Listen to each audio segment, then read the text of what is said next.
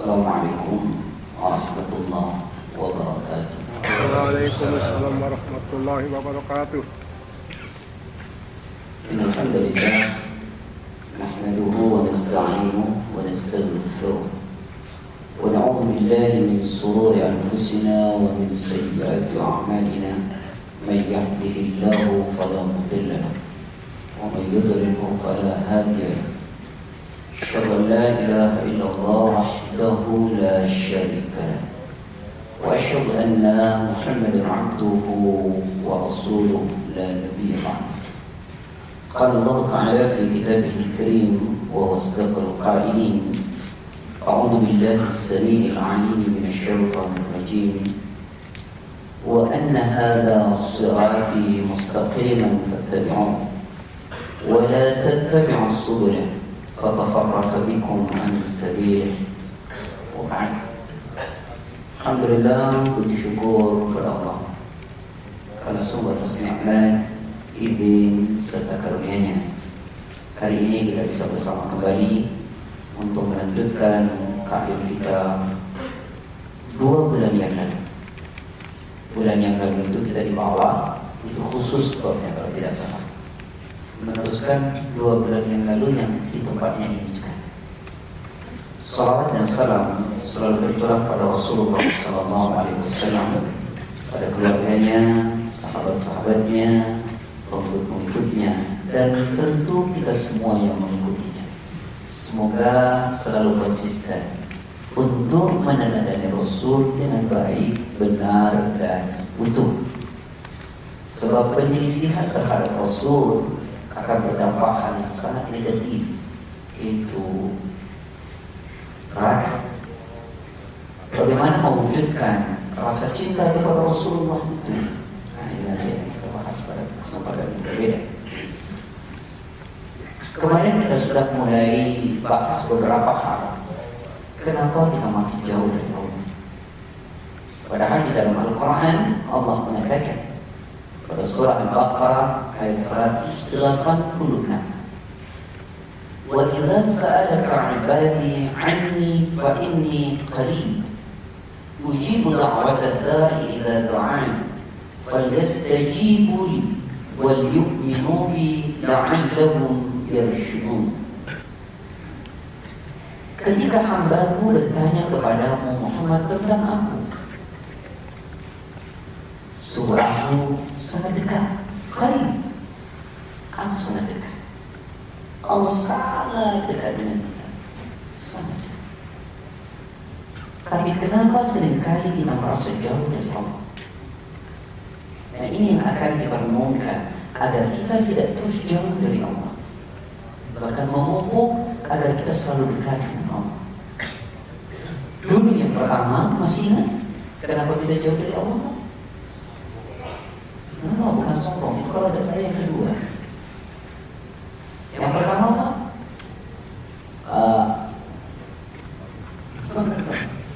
yang pertama Pak, yang bisa berkelah. Yang pertama itu dulu gunung, yaitu dosa. Iya betul. Atau sekali, kesombongan yang pertama, ya sudah. Yang pertama apa tadi? Sombong. Sombong itu menjadikan kita jauh dari Allah. Kenapa? Saya hanya ingin menyampaikan satu saja agar bisa menyambung. Di dalam Al-Quran Allah mengingatkan pada surat ke-7 ayat 146. Allah berfirman, sa'asrifu an ayati alladzina yatakabbaruna fil ardi bighairi al-haqqi wa yarau kulla ayati la yu'minu biha wa yarau sabila ar-rushd la yattakhidhuhu sabila dhalika bi annahum kadzabu bi ayatina. Kata Allah, aku akan memalingkan manusia, aku akan memalingkan manusia dari tanda-tanda kebesaranku, dari ayat-ayatku. Ima ayat itu qawlilah, firman Allah, Al-Quran. Allah akan jauhkan orang dari Al-Quran, dari ayat Allah, dan juga ayat-ayat fenomena. Allah akan jauhkan orang dari kebesaran pada tanda kebesaran Allah. Kenapa? Karena kesombongannya di muka bumi tanpa alasan yang jelas. Kesombongan menjadikan kita jauh dari Allah. Di dalam hadis yang terdapat dalam kitab Riyadhus Shalihin, bab al-kibr wal ijab, tentang sombong dan membanggakan diri. Rasul bersabda, kata Rasulullah dan hadis ini sahih, la yadkhulul jannah man kana fi qalbihi mithqala dzarratin min kibr. Tidak akan pernah masuk surga orang yang dalam hatinya ada kesombongan, walau cuma sebiji jago. Lalu kemudian saya potong di ujung hadis itu dikatakan, al-kibru batarul haq. Kesombongan itu bisa menutupi orang dari kebenaran. Saya ulangi, kesombongan itu bisa menutupi seseorang dari kebenaran. Ketika kita jauh dari kebenaran, maka kemaksiatan yang dekat. Ketika kemaksiatan dekat, kebenaran jauh dari diri kita, maka saya pastikan kita akan makin jauh dari Allah. Karena kebenaran jauh dari kita. Al-kibru batrul haq. Sombong menjauhkan kita dari Allah. Yang kedua, wa ghamtun nas. Orang sombong itu kecenderungannya suka menyepelekan orang. Betul atau tidak? Orang sombong suka menyepelekan orang. Maka untuk itu Islam melarang betul agar kita tidak sombong. Ini sudah saya bahas. Sekarang yang kedua. Apa yang kedua kemarin? Tadi apa? Al-i'rab, berbalik, sudah. Yang ketiga, ad-dzunub. Apa ad-dzunub itu, Pak? Berarti coba cerita ya, Pak. Subhanallah. Ustaz, sekarang mesti galak sedikit gara-gara gitu ya. Rasulullah kalau pada Jumat sampai mukanya merah, Pak. Saya pengen merah muka, nggak bisa ya, Pak.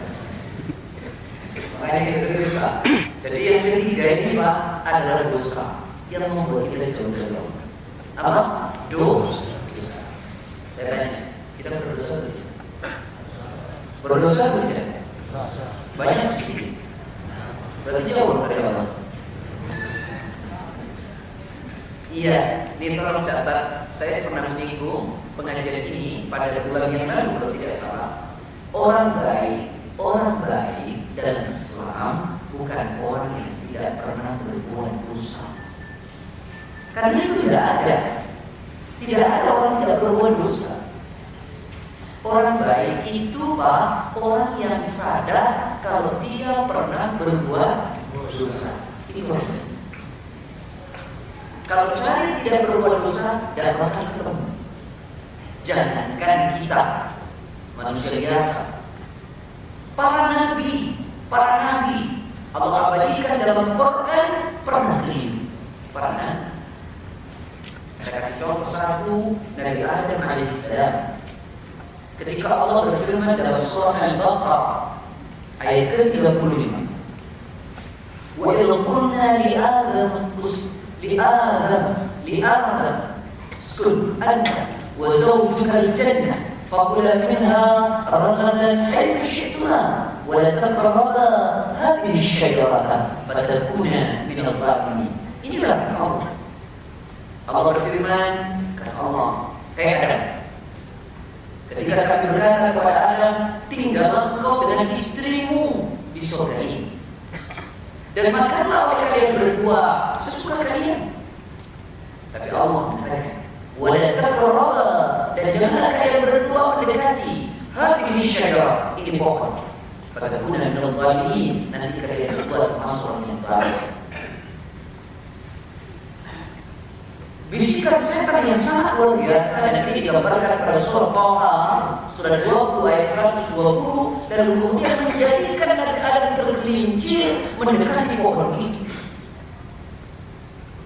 qala li Adam, ketika mereka berkata kepada Adam, hal adullukum, maukah kalian kutunjukkan ala tijaratil khuld, pada pohon kebahagiaan, pohon keabadian, wa mulkin la yabla, dan kerajaan, kekuasaan yang abadi. Bisikan setan itu sadar, sehingga kemudian menggelincirkan Nabi Adam. Nabi Adam pernah bersalah, tetapi Nabi Adam sadar. Kesadaran yang ditunjukkan dengan penyesalan luar biasa kepada Allah. Bagaimana Pak penyesalan kepada Allah? Jadi doa kita setiap hari. Rabbana zalamna anfusana. Ini pengakuan, kesadaran totalitas kepada Allah. Ya Allah, bersalah ya Allah. Ya Allah, aku menzalimi diriku sendiri. Datang kepada Allah, menyadari kekeliruannya. Allah maafkan. Walaupun butuh waktu yang sangat lama. Kita ini suka bersalah, saudara-saudara itu menjadi persoalan. Jadi kembali, orang baik bukan orang yang tidak pernah berbuat salah. Tapi orang baik itu adalah orang yang sadar kalau dia pernah berbuat salah. Saya tanya, bagaimana menunjukkan menyadari kesalahan itu? Mana tadi jawab? Bagaimana tadi menunjukkan rasa salah kepada Allah? Yang pertama, menyadari salah itu bagaimana, Pak? Istighfar. Yang pertama, Pak, lakukanlah banyak kebaikan. Lakukanlah banyak kebaikan.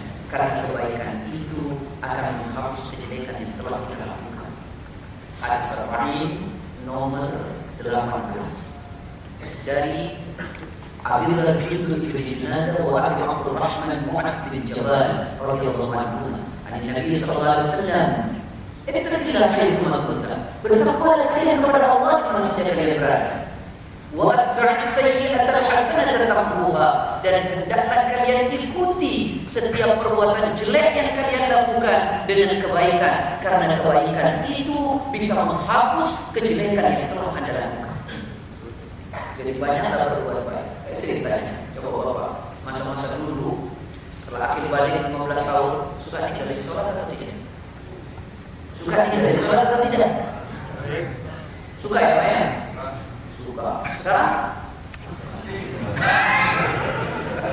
Itu sudah terlalu bagus sekarang. Atau enggak, saya tanya deh, mungkin tidak tinggalin sholat. Sholat subuhnya sudah ke masjid atau belum? Sama aja sholat masjid.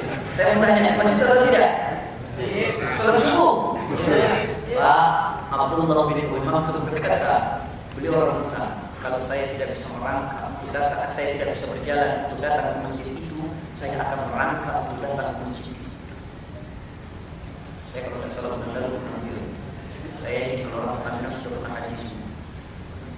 Saya tanya dulu, kacamata. Ya boleh saya tanya ya? Sudah haji? Belum. Umrah? Belum. Kan cepat ya? Mati dia ya?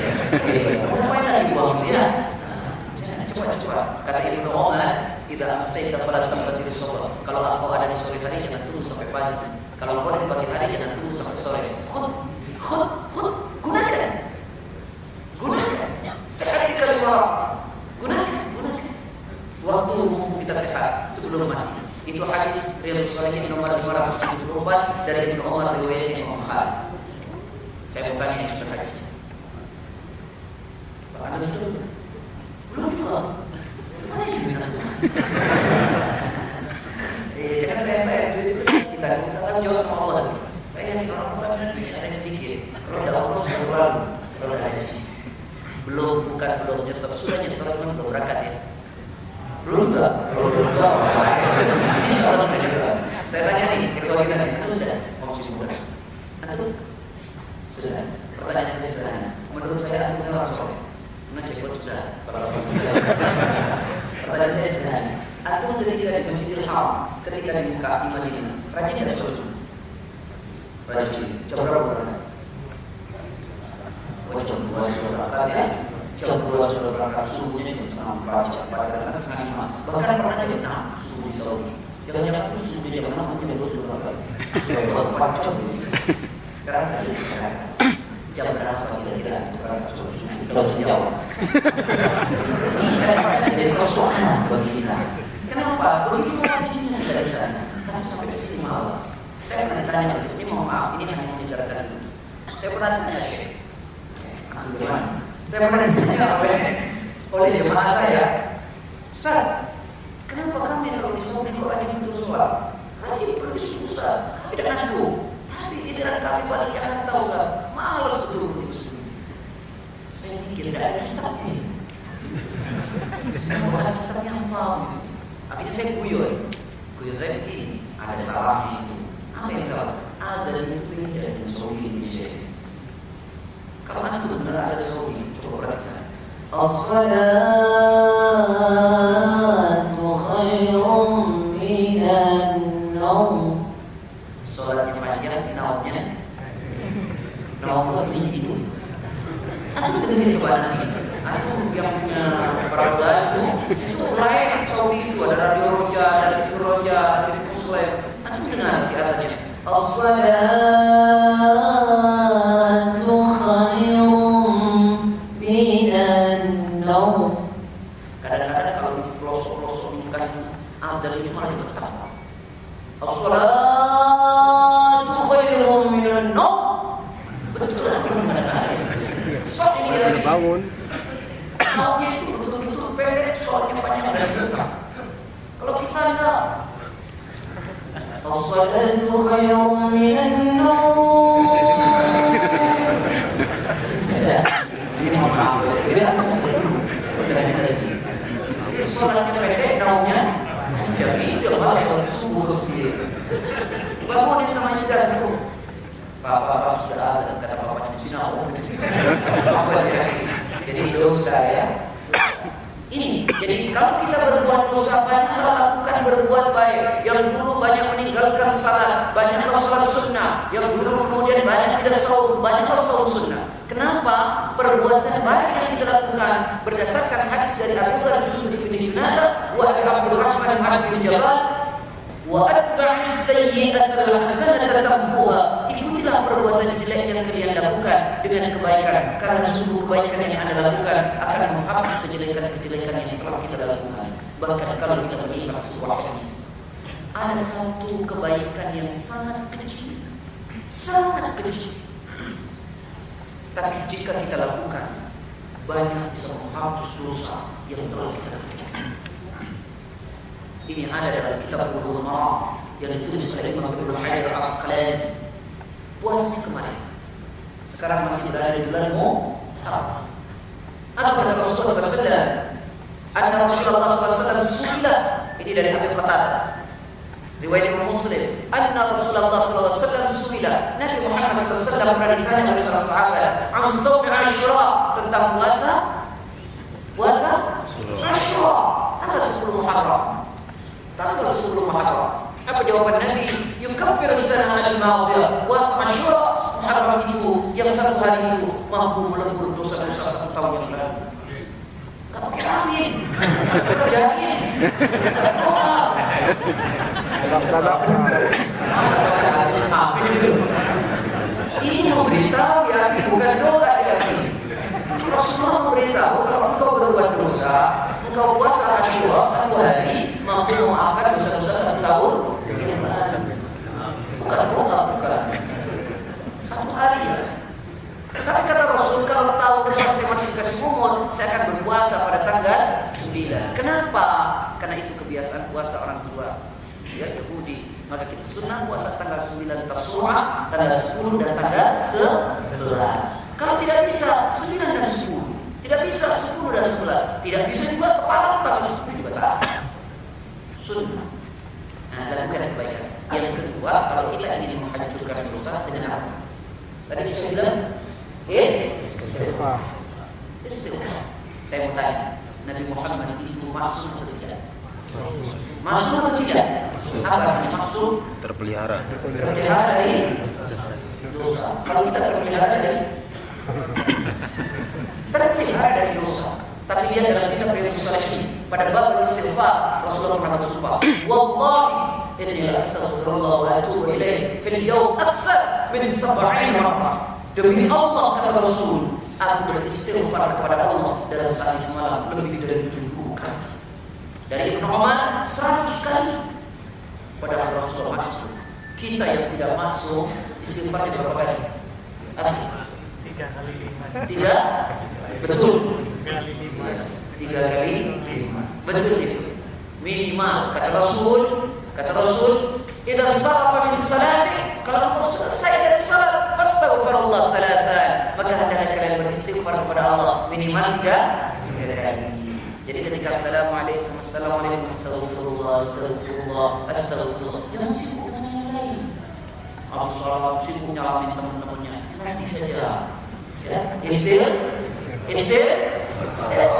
Fastaghfirullah thalathan. Yang paling kecil istighfar paling pendek astaghfirullah. Atau astaghfirullah wa atubu ilaih. Atau astaghfirullah alladzi la ilaha illa huwal hayyul qayyum wa atubu ilaih. Atau ada istighfar yang sangat simpel dan paling pendek. Allahumma anta rabbi la ilaha illa anta khalaqtani wa ana 'abduka wa ana 'ala 'ahdika wa wa'dika mastata'tu wa a'udzu bika min syarri ma sana'tu. Itu sayyidul istighfar. Baca pagi dan petang. Banyak istighfar. Oke, pertanyaan saya. Kita kan sudah istighfar, Ustaz. Sudah melakukan kebaikan. Tapi dosa saya banyak sekali. Masih bisa dimaafkan atau tidak? Masih bisa dimaafkan atau tidak? Bisa.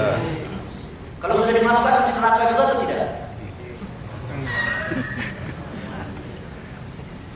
Dimaafkan oleh Allah. Saya sudah jelaskan ini pada pertemuan yang lalu. Saya tidak jelaskan lagi. Sekarang masuk pada inti, masuk yang sekarang. Kenapa kita jauh dari Allah? Yang keempat adalah muhibbud dunya. Para pencinta dunia. Ini tolong catat. Para pencinta. Akhir, anda perhatikan. Kenapa orang sekarang menjadi gelisah? Kenapa mereka harus masuk KPK? Jawabannya cuma pencinta dunia. Saya mulai bahasan ini. Saya sudah memegang kitab, nanti akan saya bacakan. Saya mulai dari surat Al-Kahfi, surat 18 ayat 46. Tolong ingat baik. Al-malu wal banuna zinatul hayatid dunya wal baqiyatus salihatu khairun 'inda rabbika thawaban wa khairun amala. Al-mal harta, wal banun anak, zinatul hayatid dunya, hanya perhiasan dunia. Tolong ingat baik-baik. Harta dan anak hanya perhiasan yang setiap hari kita bakal makan, yang kemana-mana kita bakal itu hanya berhenti di dunia. Ya'lamu annama hayatid dunya la'ibun wa lahwun wa zinatun wa tafakkhurun bainakum wa takatsur fil amwali wal aulad. Hai manusia, ketahuilah kehidupan dunia itu hanyalah permainan, sedang gurau, perhiasan, dan saling berbangga-bangga di antara kalian. Tentang apa? Banyaknya harta dan anak. Allah mengatakan itu hanyalah perhiasan dunia. Pak, tolong ingat baik-baik. Harta dan anak berhenti di dunia. Hanya perhiasan kita di dunia. Kalau pun bisa menolong kita, harta dan anak itu hanya sampai ke alam barzakh. Sampai ke mana? Alam? Tahu alam barzakh? Apa itu? Penantian. Dari ketika kita wafat sampai menjelang yaumul ba'ts, hari kebangkitan, hanya sampai situ. Harta yang menolong kita sampai situ, yang pertama adalah kata Rasulullah SAW, kalau anak Adam sudah wafat maka putus semuanya, kecuali yang pertama adalah sedekah jariah. Itu masih sama. Yang kedua, anak yang mendoakan, bisa sampai situ. Tapi saya mau tanya, apakah harta dan anak bisa menolong kita sampai hari kiamat? Bisa atau tidak? Tidak bisa. Saya bacakan satu referensi yang pertama dalam Quran pada surah 80 ayat 33. A'udzu billahi as-sami'il 'alim minasy syaithanir rajim. فإذا جاءك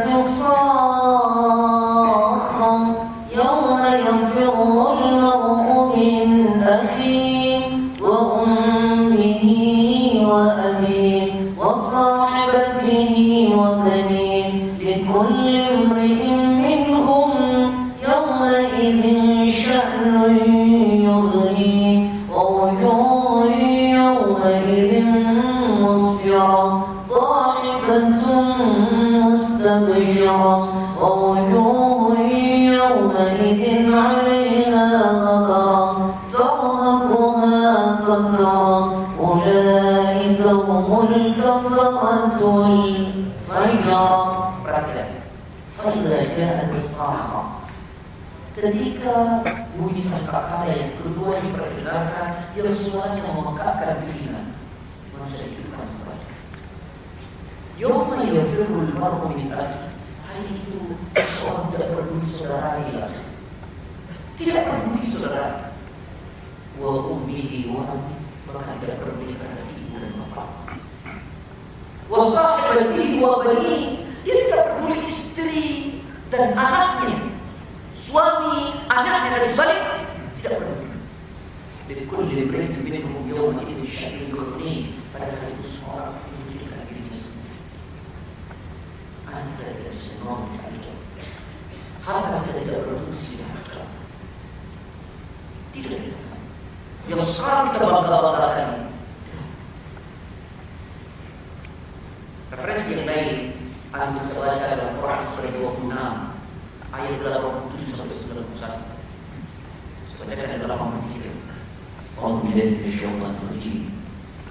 رب هب لي حكما وألحقني بالصالحين واجعل لي لسان صدق في الآخرين واجعلني من ورثة جنة النعيم واغفر لأبي إنه كان من الضالين ولا تخزني يوم يبعثون يوم لا ينفع مال ولا بنون ولا تخزني يوم يبعثون. Ya Allah, jangan kau hinakan aku di hari mereka bangkitkan. Yauma la yanfa'u malun wala banun, pada hari itu tidak memberikan manfaat, tidak bermanfaat harta dan anak-anak kita. Hanya sampai ini. Masa semuanya masih berorientasi dunia? Masa semuanya masih berorientasi dunia? Jangan. Saya mau tanya, kalau orang suruh berebut jabatan duniawi, kalau orang disediakan jabatan duniawi, berebut atau tidak? Berebut atau tidak? Berebut. Kalau suruh jadi pengurus masjid? Nggak mau. Kalau jadi pengurus masjid? Ada dukungan dari belakang. Bilang saya nggak butuh dukungan dari belakang, urusin masjid yang saya butuhkan. Enggak, susah. Padahal Rasulullah memberikan sebuah gambaran khusus orang-orang yang memperlu dengan masjid. Sab'atun yudhilluhumullahu fi dhillihi yawma la dhilla illa dhilluh. Ada 7 golongan manusia nanti yang di hari kiamat tidak ada lindungan, tapi dia mendapatkan lindungan langsung dari Allah. 7 golongan. Salah satu dari 7 itu rajulun qalbuhu mu'allaqun bil masajid, orang yang hatinya senantiasa dekat dengan masjid. Salat iya, tapi diurus masjid juga. Masjid kalau nggak diurus, siapa yang memaintain? Saudara mengatakan sahabat, al-haqqu bilallah, yadhibul batil billah. Sesuatu yang baik jika tidak dimanage dengan baik akan kalah dengan kebatilan yang termanage dengan baik. Masjid ini baik, kalau tidak dimanage nggak ada apa-apa, berantakan. Disediakan jabatan dunia, orang berebut bisa sikut kanan, sikut kiri, ke bawah, jilat atas. Giliran suruh ngurus masjid, yang lebih afdol, selalu yang lebih ente lebih afdol, dan tahu dari mana lebih afdol. Kenapa tidak berebut giliran surga disiapkan? Surga disiapkan tidak berebut. Fitnah disiapkan begitu sempat berebut. Ayo para teman-teman, saya berharap semua berebut menjadi pengurus masjid. Amin. Tapi mau menghidupkan masjid, bukan mau hidup dari masjid. Bahwa sekarang ada juga bukan menghidupkan masjid, tapi hidup dari masjid bangun. Hidupkan masjid itu jangan cara hidup dari masjid. Nah ini persoalannya. Nah Pak, harta dan anak cuma sampai batas. Tidak ada gunanya. Maka khusus tentang anak Allah mengingatkan pada surat 64 ayat ke-15. Kata Allah, nama amwalukum wa auladukum fitnah. Hartamu dan anakmu itu hanya ujian. Harta dan anak itu hanya ujian. Seberapa banyak di antara kita yang menganggap dunia itu ujian? Tidak ada banyak. Tidak banyak di antara kita yang menganggap dunia itu ujian. Karena sampai hari ini kita menganggap dunia itu segala-galanya dan anak itu segala-galanya. Maka khusus Allah mengingatkan pada surat 63 ayat ke-9. Ya ayyuhalladzina amanu la tulhikum amwalukum wa la auladukum an dzikrillah wa may yaf'al dzalika fa ulaika humul khasirun. Hai orang-orang yang beriman, jangan sampai harta-harta kalian dan anak-anak kalian menjadikan kalian lalai dari mengingat Allah. Siapa berbuat demikian, maka dia termasuk orang-orang yang rugi. Nah, dalam kitab ini saya ingin memberikan pengertian di dalam ayat ini. Ya, dunia itu tidak ada guna kecuali dunia yang masuk dalam kotak anak. Betul ya. Nah, saya membacakan beberapa hadis. Tolong diperhatikan dengan baik bagaimana Rasulullah mengumpamakan soal dunia. Yang pertama ya ikhwah, hadis ini sangat luar biasa. Yang pertama Rasul mengatakan, hadis ini dari Abu Ubaidah, ya, dari seorang sahabat namanya Amr bin Auf. Ya, ini cerita tentang Abu Ubaidah. Di ujung hadis Rasul mengatakan begini, "Fawallah, man faqra akhsha 'alaikum." Demi Allah kata Rasul, bukan kemiskinan dan kefakiran yang aku takutkan dari kalian. Rasulullah tidak takut. Man faqra akhsha, wallah man faqra akhsha. Demi Allah, bukanlah kemiskinan, bukanlah kefakiran akhsha yang aku takutkan alaikum dari kalian, bukan itu. Tapi apa kata Rasul? Walakinni akhsha an tusata dunya alaikum karena musibah pada mereka qablakum. Yang aku takutkan dari kalian adalah ketika dunia dibentangkan kepada kalian sebagaimana telah dibentangkan pada orang-orang terdahulu. Tanafasuha kama tanafasuha, lalu kalian berlomba-lomba berkompetisi untuk mendapatkan dunia itu. Kata Imam Nawawi, kata tanafasuha ini awal dari orang dengki, awal dari orang kemudian saling fitnah hanya karena dunia. Ini yang ditakutkan. Maka saya sering berkata, orang lebih kuat di saat mereka susah daripada di saat mereka senang. Dua-duanya ini ujian. Sebagaimana Allah katakan dalam surat 168, "Wa balawnakum bil hasanati was sayyi'at." Aku akan uji manusia dengan kebaikan, kenikmatan dan kesulitan, la'allahum yarji'un, agar mereka kembali. Tapi manusia jauh lebih kuat di saat diuji oleh Allah dengan kesulitan daripada diuji dengan kenikmatan. Jauh lebih kuat dengan kesulitan. Coba saya tanya satu. Jawab dengan jujur, kalau itu murah. Antum yang dibawa, yang pakai baju garis-garis, yang berdoanya begini, bukan berdoa ya, setengah ngantuk. Kalau doa tidak boleh begini, doa ya. Tapi beliau bukan berdoa tadi. Ini banyak orang yang suruh doa, kadang-kadang doa itu. Apa doa begini? Tidak ada doa begini. Ya, jangan. Karena kadang-kadang salat, mohon maaf ya, ini sangat mengingatkan. Ada yang kayak orang Hindu saja. Tidak ada begini. Ada juga yang nah, doa yang diajarkan Rasulullah begini kalau doa. Jadinya begini. Ya. Tapi Rasulullah pernah berdoa sampai begini. Ketika istisqa, minta hujan begini. Tapi kalau doa yang begini saja, yang hari ini, ya, saya sering canda kalau begini lepas nanti. Maaf ya, begini berdoa ya. Ya, walaupun ada juga kadang-kadang berdoa. Tidak ada sebenarnya begini. Itu sama dengan tidak mau. Mohon maaf, Pak, pertanyaan saya. Bisa dijawab? Belum bisa dijawab. Ya karena memang pertanyaannya belum ada. Jawabnya dengan jujur, Pak. Kalau tidak jujur sebenarnya apa ya? saya Pak. Bapak, tadi saya bilang orang itu jauh lebih kuat diuji dengan kesulitan daripada dengan kemewahan. Saya tanya, Bapak, mohon maaf, jujur dong, mana Bapak lebih khusus sholat sampai menenangkan air mata di saat Bapak sedih, susah, atau di saat Bapak senang? Di saat susah. Di saat susah. Ternyata orang memang jauh lebih kuat di saat uji tidak enak daripada uji yang enak.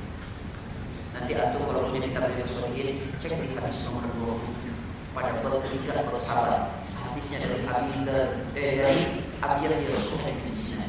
Tadi saya tidak bahas itu. Nah, bagaimana kalau begitu Rasulullah memberikan perumpamaan tentang dunia? Pak, saya bacakan satu hadis dulu yang pertama. Ini Rasul memberikan pemahaman tentang dunia. Yang pertama, Rasul mengatakan dunia itu hulwah. Hulwah itu manis. Karena dia manis, orang berebut untuk dapat. Khadirah, dia warnanya hijau. Ujungnya yang saya katakan, fattaqud dunya. Hati-hati kalian terhadap dunia. Hati-hati kalian terhadap dunia. Karena dunia itu tanya dari mana kau dapat dan kemana kau gunakan. Hati-hati. Kalau kau cari dunia, hati-hati. Ini halal atau tidak? Ini boleh atau tidak? Hati-hati. Sebab kalau tidak hati-hati, kita terperosok. Allah mengatakan Anda akan seperti binatang. Pertama Allah mengatakan orang yang terperosok pada dunia, kata Allah pada surat 7:176, walau syi'na larafa'nahu biha walakinnahu akhlada ila al-ard wattaba'a hawa fatahu kama tadil kalbi. Sekiranya kami menghendaki, kami angkat derajat manusia itu dengan ayat-ayatnya, tapi manusia lebih cenderung kepada dunia dan mengikuti hawa nafsunya yang rendah, maka perumpamannya sama dengan, mohon maaf, anjing. Ini kata Allah. Pada surat 47 ayat 12, dia seperti binatang ternak bahkan lebih hina. Ketika orang terperosok kepada dunia, ketika orang itu menganggap dunia segala-galanya, maka Rasul mengatakan, fattaqud dunya, hati-hati kalian terhadap dunia. Jangan asal ada hadiah sabar. Hati-hati terhadap dunia ini. Ini menjerumuskan kita ke neraka. Yang kedua penting, wattaqun nisa, hati-hati terhadap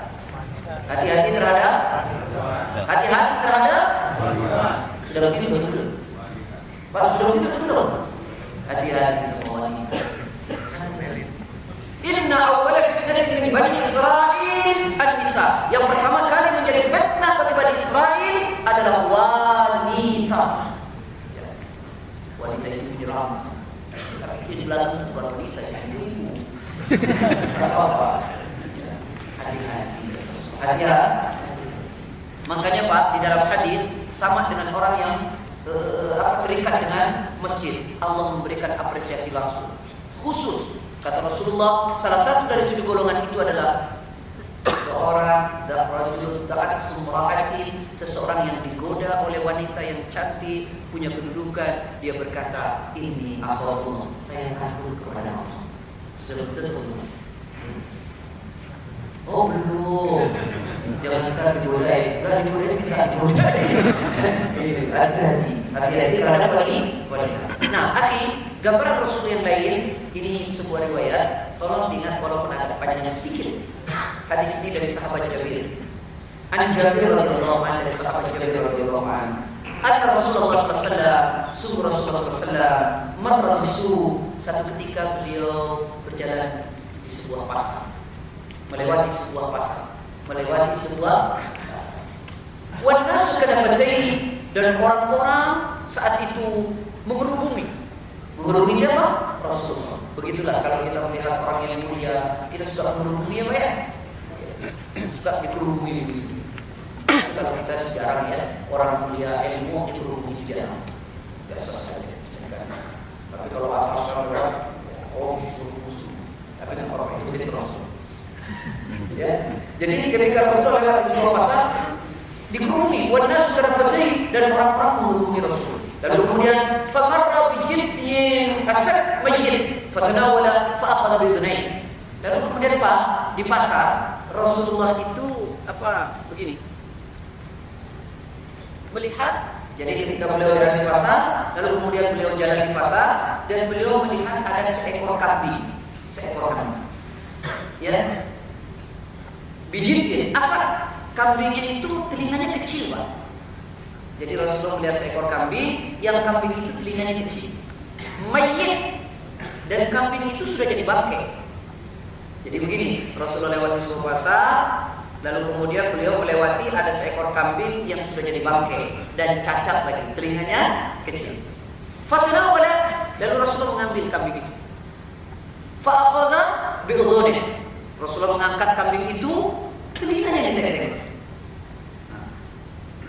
Kambing itu ditek-tek. Berarti Rasulullah itu kuat kan? Kuat sekali. Bayangkan kambing Pak ditek-tek begini. Subhanallah, kuat sekali. Kalau kita kuat kan? Kambingnya kambing haram. Berat sekali kan? Subhanallah, Rasulullah itu kuat, gagah. Walaupun gagah, Rasulullah. Kan kalau kita gagah biasanya wah, keras berangas gitu ya.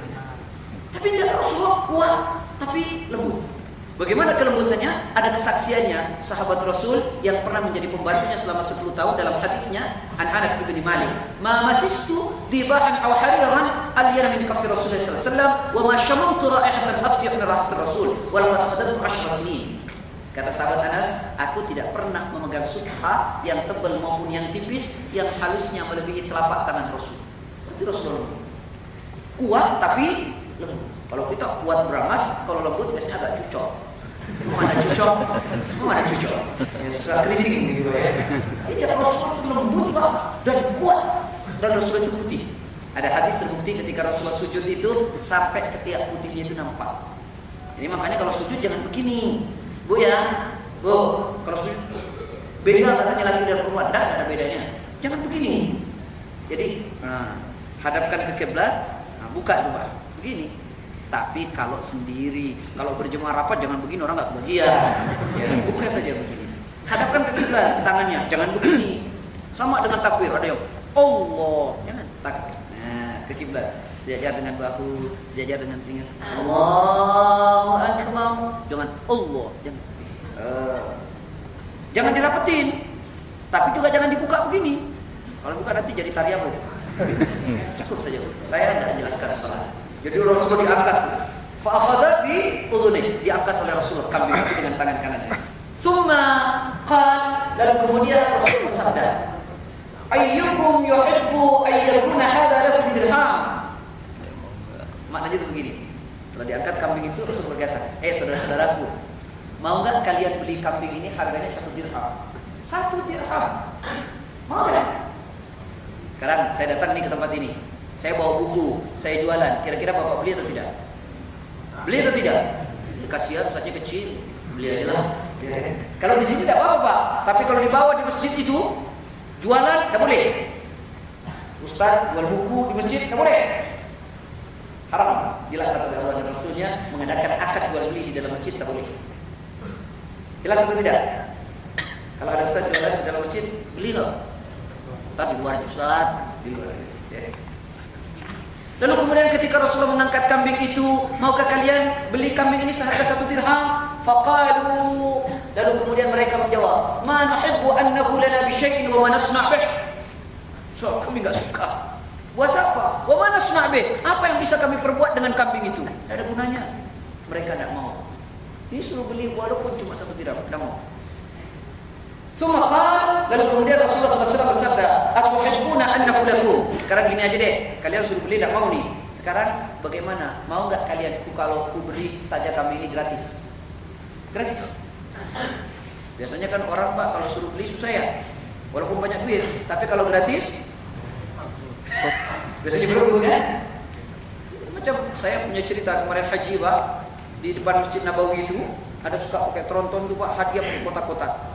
Itu berebut orang tuh, ngantri. Ada jemaah saya pulang ke hotel, dia bilang, Ustaz, alhamdulillah Pak Ustaz, saya dapat hadiah. Saya tanya, hadiah atau ngantri Bu? Ya ngantri lah, Ustaz sedikit. Saya bilang, Bu, ibu ini haji plus, bayar pun 90 juta. Masa itu masih ngantri Bu? Itu buat mereka.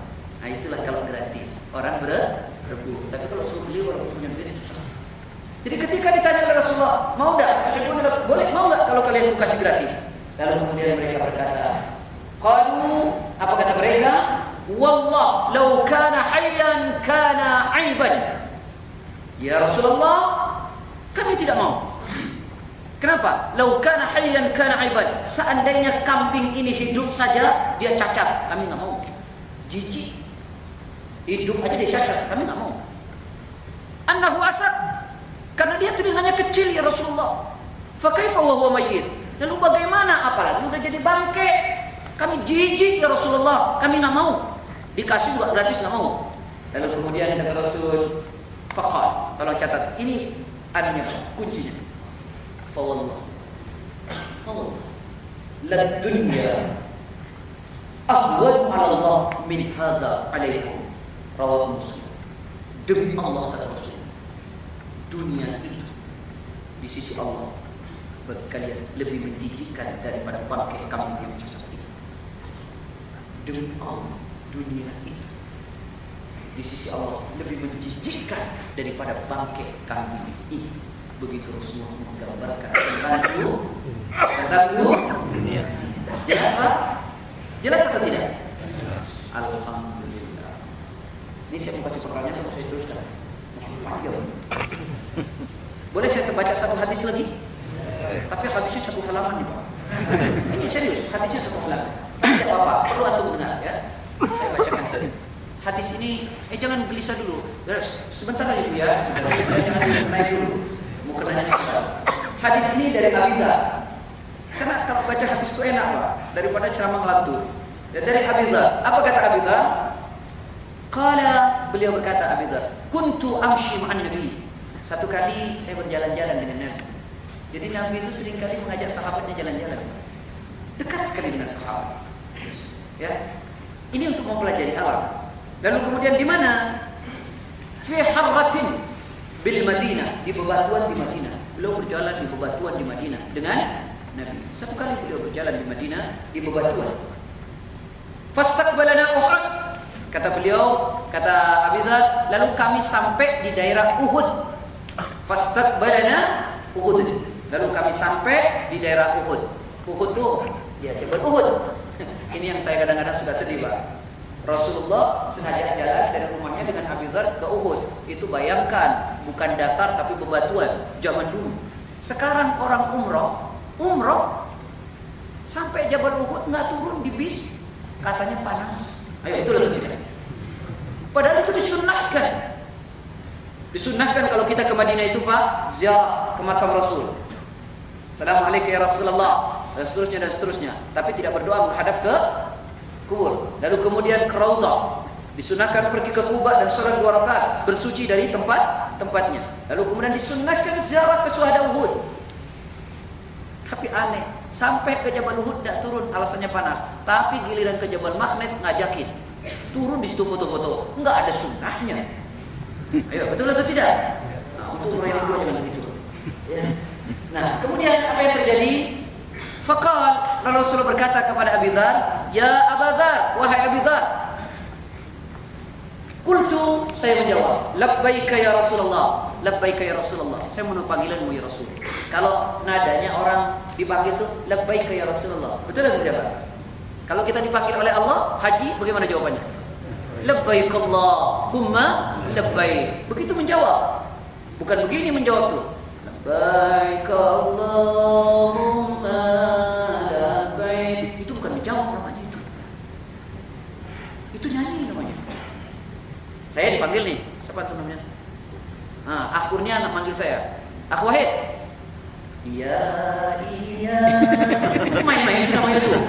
Jadi kalau dipanggil, Akh Wahid, iya. Nah. Ya Aba Dzar, hei Aba Dzar. Dia jawab, labbaika ya Rasulullah. Dia enggak, labbaika ya, enggak. Labbaika ya Rasulullah. Saya mau panggilan ya Rasul. Lalu kemudian apa kata Rasulullah? Faqala, lalu Rasulullah berkata, "Ma yasurruni ana 'indi mithla Uhudin hadha dhahaban." Kata Rasulullah, "Ma yasurruni." Tidak membuat saya bahagia. Ana 'indi mithla Uhudin dhahaban. Seandainya saya memiliki emas sebesar gunung Uhud ini, tidak membuat saya bahagia. Dan ingat Pak, gunung Uhud itu adalah gunung terbesar yang ada di Madinah. Sehingga Rasulullah banyak sekali mengumpamakan pahala atau apa seperti gunung Uhud itu, kata Rasulullah. Karena besar sekali. Cuman orang salah paham. Gunung Uhud itu yang dianggap yang di tengah-tengah, yang orang ada naik-naik itu bukan Uhud, itu Jabal Rumat namanya. Cuman orang salah. Gunung Uhud itu yang di belakang yang besar. Maka Rasulullah, "Ma yasurruni ana 'indi mithla Uhudin hadha dhahaban." Tidak membuat saya bahagia seandainya saya mempunyai emas sebesar Gunung Uhud ini. Itu kata Rasulullah. Saya mau tanya, kalau Bapak bahagia enggak sama Ibu? Bu, bahagia enggak kalau punya emas sebesar Gunung Uhud? Bahagia enggak? Saya tidak bahagia sama sekali. Susah narangnya. Ya. Nah, itu sebesar Gunung Uhud. Lalu kata Rasulullah, "Qaddi alayya thalathatu ayyam wa 'indi minhu dinar illa syai'un ursiluhu lidayy." Kata Rasulullah, kalau saya punya emas sebesar itu tidak membuat saya bahagia. Lalu Rasul berkata, dan aku kalau punya harta banyak tidak akan membiarkan mengendap di rumahku lebih dari 3 hari. Tidak membiarkan. Kecuali beberapa dirham saja, itu bukan hanya untuk membayar utang.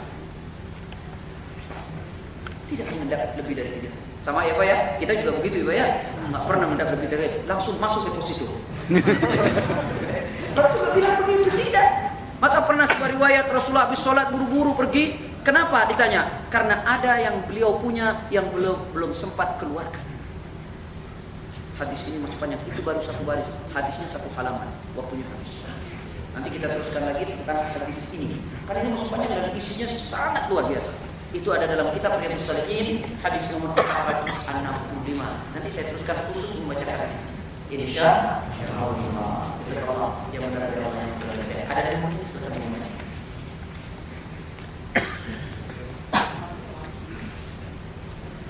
Oh sudah cukup. Alhamdulillah. Itu lagi mungkin saya Pak Cuma. Kalau lagi ngaji banyak itu tuh. Namanya interupsi. Bila sebenarnya benar ada. Artinya nanti semua ya Pak ya. Alhamdulillah. Yang benar itu dari Allah, yang salah dari saya. Semoga bermanfaat dan semoga membawa kita ke dalam surga Allah. Assalamualaikum warahmatullahi wabarakatuh.